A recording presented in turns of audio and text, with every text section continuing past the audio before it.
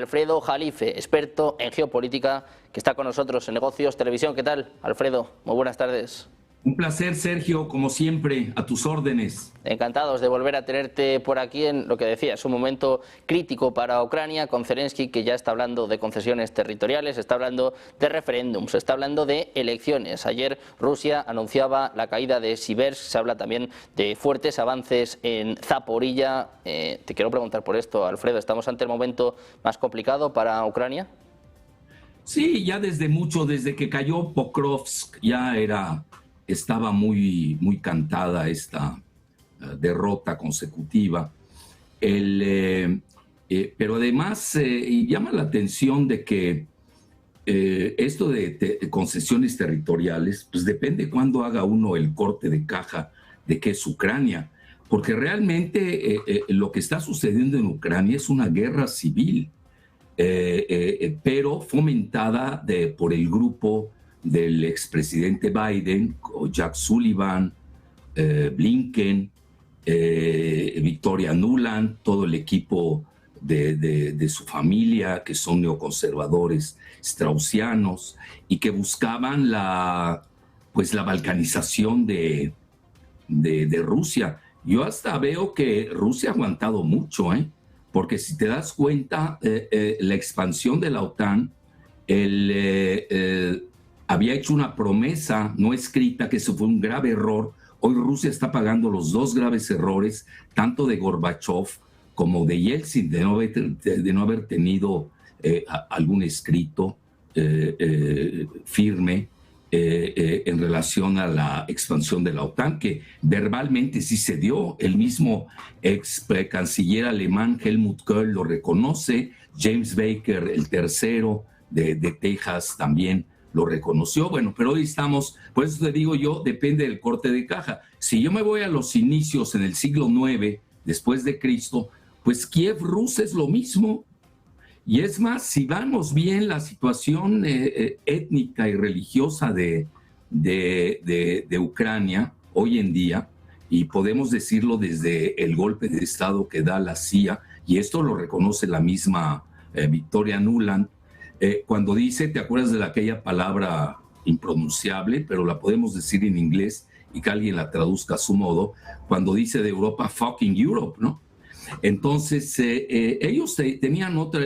Ucrania, lo que pasa, el Partido Demócrata siempre se basó en los conceptos de Zbigniew Brzezinski, que decía que sin Ucrania, Rusia es una potencia regional, pero con Ucrania es un imperio. Y ese ha sido el axioma en que se han manejado todos los dirigentes del Partido Demócrata. Lo vimos con el mismo Clinton, que empujó al mismo Yeltsin hasta la ignominia, donde bombardean Yugoslavia, incluso la llegan a balcanizar, que también era otro feudo de los eslavos. No se puede perder de vista toda esta cuestión secuencial de etnias y de historia. Entonces, ¿qué sucede? Hoy tenemos a un presidente, Zelensky, que él mismo pertenece a esta secta, lo digo respetuosamente, israelí de los Chabad Lubavitcher, que es muy polémica. Pertenece a ella, de cierta manera, el mismo Netanyahu, ¿no? Ya ves que tienes escándalos allá en Nueva York, etcétera, etcétera. El mismo Ariel Sharon, el mismo Milei, que es un israelí críptico. Entonces, esta secta es muy poderosa. Y en Ucrania, los israelíes se calcula que son entre el 0.5% al 1%. Y estás hablando de un 75% que son cristianos ortodoxos. Y el restante, pues serían los católicos también muy respetables, pero que realmente provienen más que nada de Hungría y de Polonia. Entonces, aquí hay una gran anomalía que se está ocultando en los medios occidentales, porque ¿cómo puede ser que alguien que pertenece a una secta minoritaria, yo diría nano-micro minoritaria, para ser más explícitos, cómo puede gobernar un país? No es elegido, ya lleva desde hace un año desde mayo del año pasado, es un personaje ilegal, esa es la realidad, y ahora sale con esos trucos. Pues no olvidemos que él es un muy buen comediante, hay que reconocerlo, es lo mejor que ha hecho en su vida ser comediante Zelensky, pero él se ha vuelto un títere pues, de los que hoy están impulsando proseguir la guerra en Ucrania, porque además, Sergio, está en juego, que esto tampoco se está diciendo abiertamente. ¿Qué es el Donbass? Bueno, aparte de que la mayor parte de Ucrania pertenece a los cristianos ortodoxos, que es la iglesia a la que pertenece el mismo presidente Putin, que luego se divide en dos, en la parte cristiana autocéfala, que es más nacionalista ucraniana, y la parte rusa, que pertenece al patriarcado de Moscú. Bueno, ¿a qué quiero llegar con esto? El Donbass es es alrededor del 12% de todo el territorio ucraniano. Tú lo sabes mejor que nadie, Ucrania es el segundo país más grande de Europa, detrás de Francia, pero ahí a Rusia no le interesan los territorios. Rusia tiene 18 millones de kilómetros cuadrados de territorio. Lo que le falta a Rusia es población, y por eso la guerra en Ucrania tiene un aspecto que va más allá de lo que se maneja en la publicidad a los que les interesa la guerra, como economía de guerra incluso. Es una guerra también teológica, y el mismo Zelensky ha dicho que su modelo es el gran Israel. Abiertamente lo ha comentado. Entonces, ¿qué es lo que está en juego realmente en este Donbass? Estamos hablando es alrededor de 50,000, 55,000 kilómetros cuadrados, pero eso lo han expresado incluso Lindsey Graham, que es un senador muy influyente del Partido Republicano, que habla de una cifra de 8 a 10 millones de dólares. Estás hablando trillions en anglosajón. No me gusta decirlo mucho en castizo porque causa confusión. Mejor lo dejo así, millones de millones o trillones. Cuando usamos billones, la gente se va a confundir con el billion de los anglosajones. Entonces, ahí, ¿qué hay en ese territorio? Pues es lo más rico que tiene Ucrania. Tienes petróleo, tienes gas, tienes tierras raras, y tienes es la zona agrícola tan importante que se llama el Chernozem, que son las tierras negras, son las más fértiles de toda Europa. Y ahí invirtió BlackRock, que es el Larry Fink, que es un correligionario tanto de Zelensky como de Netanyahu, invirtió alrededor de 500,000 millones de dólares, y ellos pensaban llevarse, bueno, ellos así están manejando esa cifra, de 13 millones de dólares. Eso es lo que al final del día está en juego, porque hoy, mira, lo que estamos viendo más allá, porque hay que abordar esto de una forma, ir más allá del análisis, ir al metaanálisis y abordarlo en forma multidimensional. Estamos viendo que hoy el globalismo está de capa caída, y los gobiernos globalistas que todavía imperan en Gran Bretaña, en Francia, en Alemania, básicamente, pues son los que están perdiendo ahora con esta derrota que sufrieron en Pokrovsk, y ahora no se diga en la región esta de Siversk, como bien has apuntado.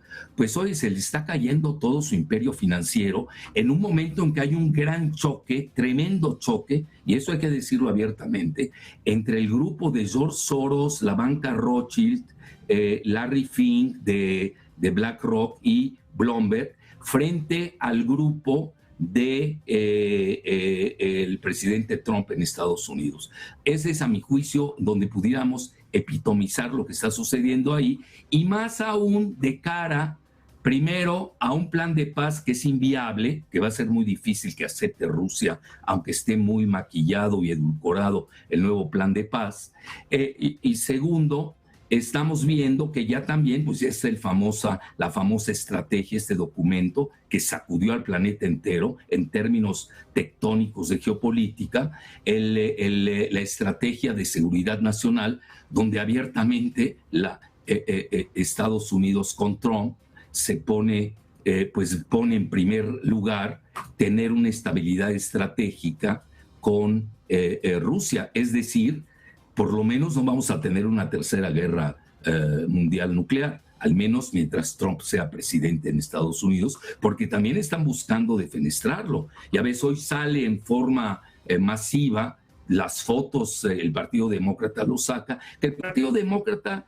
desgraciadamente perdió su virginidad nacionalista y se volcó por el globalismo desde Clinton y luego con Obama, y ya no se diga con Biden, y se ha vuelto el partido de George Soros en Estados Unidos. Y hoy estamos viviendo un choque tremendo, que es muy fácil aplicarlo y explicarlo entre el presidente Trump y George Soros. Entonces hoy tienes que ya ese acercamiento con esta estrategia de seguridad nacional entre Rusia y Estados Unidos, en espera de la próxima reunión que se va a dar de la visita de Trump a China, donde abiertamente lo dijo en el foro Reagan, Peter Hegseth, que es el secretario de guerra, ya no se llama de defensa en Estados Unidos, pues habla de un G2, a grado tal que miembros de origen hindú del Partido Demócrata han protestado que cómo es que Estados Unidos, y sobre todo su secretario de guerra o de defensa, habla de un G2 entre Estados Unidos y China. Entonces, estamos ante un nuevo orden mundial, esa es la realidad, y van a suceder muchas cosas, ¿no? Pero las tendencias que hemos visto en Ucrania, yo veo muy difícil que hoy estén en plan de que tengan margen de maniobra. Ahora aquí los que se tienen que salvar, pues es este grupo. No hay que olvidar que Keir Starmer, está muy ligado a la banca Rothschild en Londres, apoyó a Kamala Harris en contra de Trump en la elección pasada. El mismo Macron, que ha sido el más feroz crítico de Trump, fue empleado de la banca Rothschild. Y luego tenemos, pues nada menos que el canciller Merz, pues es un empleado, fue empleado y socio de Larry Fink en BlackRock, y ya no se diga Ursula von der Leyen, y que ahora, pues naturalmente, ellos están buscando, a mi juicio, esa es mi humilde opinión, limitar los daños de esta gran derrota financiera en la que invirtió BlackRock $500 mil millones en el Donbass, porque es la zona más rica que tiene Ucrania, y eso es lo que le interesa a Rusia. Además que si uno se va bien a los inicios de lo que es Kiev Rus en el siglo IX, pues siempre ha pertenecido a Rusia étnica y religiosamente. Yo no sé de dónde sacan de que hoy la Gran Hazaria, que es el antiguo imperio que tenían estos grupos que son proclives a Netanyahu y a Zelensky, pues están reconstruyendo una historia que nunca ha existido. Entonces, en ese sentido, yo veo ahí muchas pérdidas de dinero, grandes cantidades que se invirtieron, y pues están en una fase de control de daños a grado tal que ya viste, seguramente ustedes ya lo anunciaron mucho antes que nadie, pues este embargo, no confiscación de los más de $300 mil millones de Rusia, que tiene en la banca de Bruselas, también la tiene en Londres y Gran Bretaña, ¿no? Y ahí lo que llama la atención es que mientras que Ursula von der Leyen, que es alemana, con la Comisión Europea, que no ha sido elegida tampoco, que tiene el escándalo de Pfizer-Gate, ¿no? Sobre como espada de Damocles en su cabeza, pues ya operen en forma unilateral sin tener la unanimidad. Y ya vimos ahora la protesta muy estridente de Víctor Orbán, el primer ministro de Hungría. Entonces, pues hoy están llevando ya la batalla. Yo la veo ya más, Sergio, la cuestión militar yo creo que ya está prácticamente resuelta. Y hoy el problema es, bueno, es controlar el daño, y lo han llevado, el daño financiero, y esto se ha llevado ya a las esferas de la confiscación de los capitales rusos. Estás hablando más de $300 mil millones, y que eso va a tener un impacto tremendo, tanto para la convivencia interna de la Unión Europea, como en el manejo futuro del euro, qué países van a seguir creyendo en depositar su dinero en en X, Y o Y bloque del planeta. Y aquí lo interesante también es de que parte del plan de paz del mismo presidente Trump maneja esos famosos 300,000 millones de dólares para invertir en la reconstrucción de la nueva Ucrania. Entonces, si nos damos cuenta, hoy ese es el gran escollo, porque ya lo demás está resuelto. Ya perdió Ucrania la guerra militar.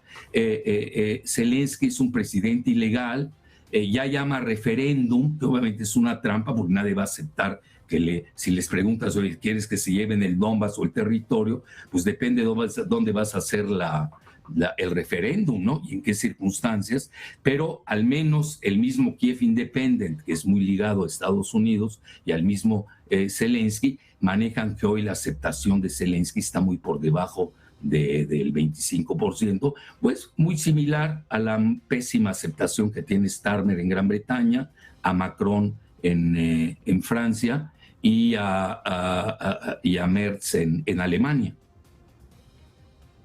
Bueno, pues pendientes de los líderes europeos en un momento de mucha tensión, un momento de, muchos frentes en lo que refiere a la geopolítica. Vamos rápidamente con últimas horas. Estábamos hablando de Donald Trump, que precisamente en estos momentos está poniendo mensajes en sus redes sociales. El presidente de Estados Unidos ha dicho este viernes que tuvo una muy buena conversación con el primer ministro tailandés Anutin Charnvirakul y el primer ministro camboyano Hun Manet. Dice que ambos han acordado cesar todos los disparos a partir de esta noche y volver al acuerdo de paz de octubre. Dice literalmente, enseguida les mostramos este mensaje, dice: esta mañana tuve una muy buena conversación con el primer ministro de Tailandia, Anutin Charnvirakul, y el primer ministro de Camboya, Hun Manet, sobre el lamentable resurgimiento de su prolongada guerra. Dice literalmente, han acordado cesar todos los disparos a partir de esta noche y volver al acuerdo de paz original, firmado conmigo y con ellos, con ayuda del gran primer ministro de Malasia, Anwar Ibrahim. La bomba en la carretera que originalmente hirió a numerosos soldados tailandeses fue un accidente, pero Tailandia respondió con firmeza. Ambos países están listos para la paz y para continuar el comercio con los Estados Unidos de América. Dice: es un honor para mí trabajar con Anutin y Hun para resolver lo que podría haber degenerado en una gran guerra entre dos países, por lo demás maravillosos y prósperos. También, decía Trump, quisiera agradecer al primer ministro de Malasia, Anwar Ibrahim, su ayuda en este importante asunto. Última hora importante, conflicto que se le estaba abriendo a Donald Trump y que parece que por fin ha vuelto a solucionar. Muy atentos a esta última hora, pendientes de estos mensajes de Donald Trump en sus redes sociales. Vamos a poner el foco en una guerra que, lejos de solucionar, está abriendo y está intensificando. Alfredo, te quiero preguntar por Venezuela, una semana marcada por la incautación de este petrolero y estas amenazas que sigue poniendo sobre la mesa de ataques terrestres inminentes. Bueno, es ponerle mucha presión a Maduro, ¿no? Están buscando un cambio de régimen. El problema es de que, y eso lo sabe mejor Trump que nadie, la verdadera fuerza en Venezuela es el ejército. Y el ejército pues no ve con buenos ojos a Machado, ¿no? Que la ven como pues una imposición directa de Estados Unidos. Yo creo que están en esa fase, ¿no? Tienen el referéndum si no me equivoco, en el 2027, prácticamente en un año, y Maduro está tratando de ganar tiempo, ¿no?, para que se haga la revocación de mandato. Ahí sí, a ver si la acepta Estados Unidos o no. Y mientras tanto, pues buscan a alguien intermedio, ¿no?, que llame a elecciones próximamente. Yo creo que está muy fluida la situación. Ayer la llamada del presidente Putin fue muy significativa.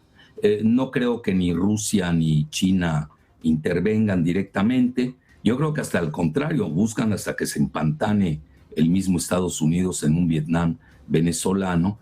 Y ahí por eso hay una situación de mucho bluff en el que es muy bueno Trump. Y lo que está buscando es eso, ¿no? Poner a alguien sustituto a Maduro. Y la línea es de que pues vengan elecciones, ¿no? Y a ver, yo no creo que Machado, después de su postura, estaba a favor de una invasión, ¿no? Y de la entrega de la riqueza de Venezuela. No creo que la mayoría del ejército acepte esa postura. Y vea, no sé si me permitas decir algo, lo que acabas de decir de Tailandia y Camboya, porque son dos países que yo conozco muy bien, los visité hace 2 años, te lo puedo decir en una o dos frases. Mira, son remanentes de la Guerra Fría, esa es una. Ya sabes, Camboya era muy partidaria de China, con los Khmer Rojos, etcétera. Tailandia muy ligada a Estados Unidos en su momento. Acaba de estar el presidente Trump en una gira por el ASEAN, incluso estuvo en esta cumbre ahí en Malasia, tiene muy buena relación. Y aquí lo que llama la atención es de que son 3 países que pertenecen al bloque del sudeste asiático de 10 países, que es la región más próspera hoy del planeta. Y a mí me llama la atención que no tengan mecanismos de reconciliación interna. Esas cosas no se deben dar. Y mira, algo que tampoco se dice, Sergio, es de que yo estuve hace 2 años en Camboya y en Tailandia, que la conozco muy bien también desde hace mucho. Ahí está lleno de minas. Son minas que dejó la guerra en Vietnam y que expandió Kissinger en su momento, y que ahora empezaron de repente pues se pisan las minas, y más en la frontera entre Camboya y Tailandia, y es muy fácil echarle la culpa al uno del otro. Yo creo que es buen punto en que el presidente Trump esté, pero ahí es donde entran grandes contradicciones, ¿no? Sobre todo para nosotros que vivimos en Latinoamérica, que por un lado está promoviendo la paz en Ucrania, supuestamente, en el Medio Oriente, ya ves que hasta maneja de 8 regiones en el mundo, ya le pidieron hacer la paz en Sudán, todavía no puede hacerlo, y también ha intervenido en lo de Tailandia y Camboya, lo cual se agradece. Entonces, no veo por qué no se sientan a negociar con Venezuela, cuando esto al final del día en Venezuela es más claro que nunca, pues es la zona petrolera más rica del mundo,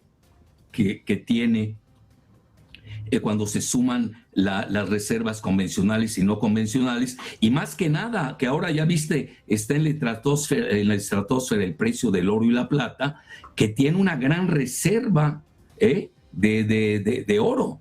Eso es lo que está en juego en Venezuela. Yo creo que si está haciendo Trump negociaciones en 8 partes del mundo, pues no veo por qué no la haga en Venezuela. Y te voy a decir algo, y con esto concluye esta parte de Venezuela, le puede afectar muy fuerte porque puede perder el voto latino, no se está viendo bien, no se vería bien en estos momentos en Latinoamérica, lo ha dicho muy bien Celso Amorín y Lula, que no son para nada partidarios de Maduro, de que esto puede tener fuertes consecuencias en toda Sudamérica. Bueno, incluso ya ves que se ha abordado que lo mismo que le van a aplicar a Venezuela va a seguir con Colombia y con México.